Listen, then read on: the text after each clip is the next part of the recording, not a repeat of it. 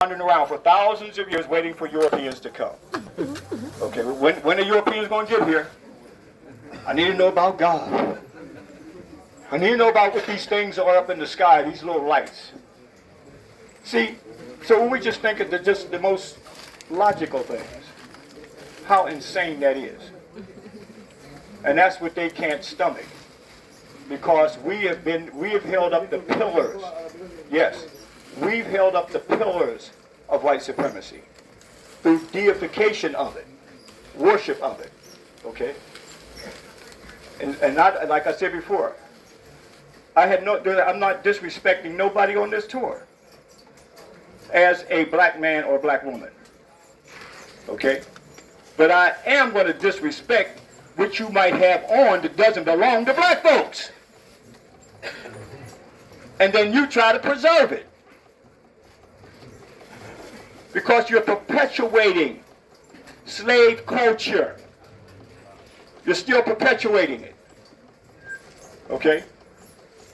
Europeans love to see us draped in their stuff. Because they know that that's a good slave that's going to perpetuate their culture for future generations. And keeping with the narrative that they brought light and civilization to the world. And this is why I have to be so hard on it. Like Dr. Ben, peace be upon him, Dr. Clark, the Grandmaster teachers, the Silver Dungeon Houston, and all the others, so many.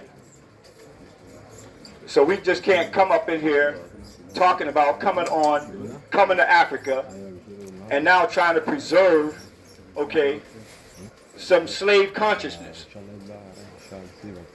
We come here to be free. So free that you didn't even know what day it was sometimes.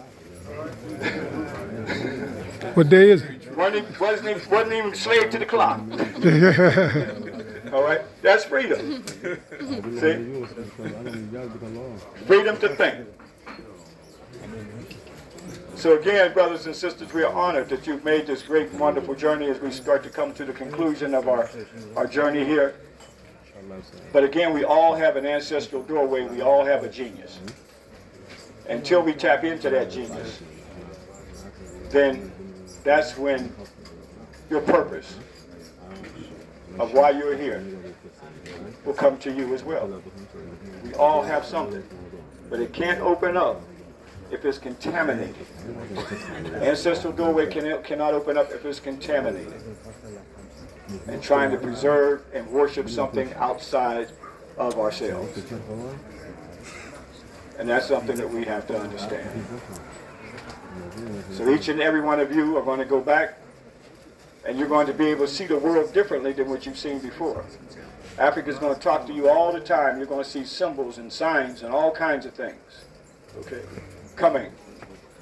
But above all, as I repeatedly said, to take what you do best, whatever it may be.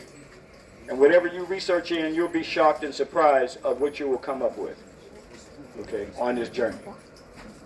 And that's the longest journey the longest journey that you're on is the journey into yourself. That's the longest journey that one can make. And I hope that I hope we have fulfilled a trip of a lifetime that we titled it as. I say. Say.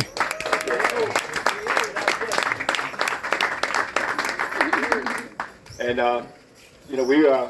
this was our second trip, so we had to keep our endurance up for you as well. And I think it's a stalemate with the two groups. We the best. But keep in mind, the last group, they brothers and sisters too. All right, so we all one. We can't. It's not a separation. The same spirit, brothers and sisters. I say. So we come here with a lot of stuff. All right, but what we want to do is start to deal with this here. I think that if there was going to be, if somebody was going to flood out the Vatican, there would be an outcry all over the world. Mm-hmm. If somebody was going to try to flood out the Kaaba, there would be an outcry. Mm-hmm. If somebody was going to try to flood out Israel, there would be an outcry. People would rise up all over the world. The only reason why we don't have an outcry is because we are oblivious to our culture, the ancient culture right here on the African continent. And we were conscious of it then the Chinese, there's no way they would be building that dam, because we would rise up all over the planet, wherever black folks are. Okay. But they have contaminated us with their culture.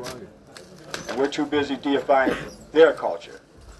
And that's the reason why we see the travesty of what is about to take place here in Kush, with destruction of the greatest monuments. And when those structures were built, okay, there was no Europe yet.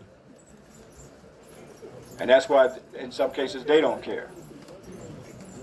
They're preserving involved with Egyptology and UNESCO is because they're still trying to keep that Egyptology narrative within their circles. Okay? You saw the lectures, all the psychopathic racism that I showed you and all the things that they were saying. I didn't write that. They wrote it. Okay? And it's been going on from the time that they wrote those Bibles all the way up into their academic racism. No different.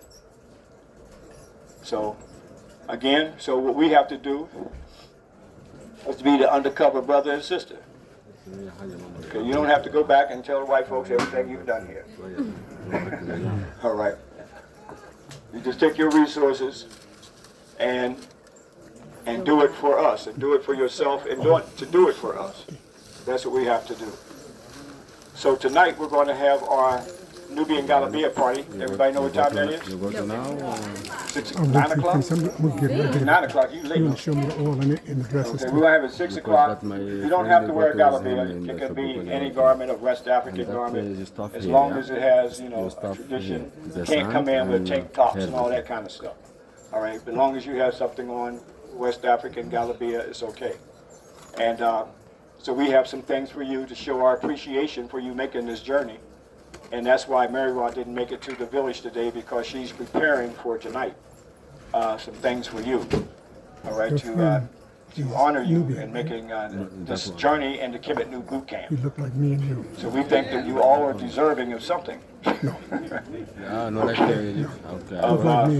in the Kemet New Boot Camp. So all of you are going to go back with great medals, okay? All right, as we've been fighting this war of knowing thyself, brothers and sisters. Do we have any questions at this point?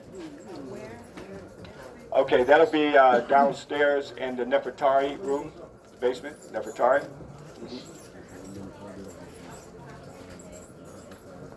Are we eating dinner at the Galabia?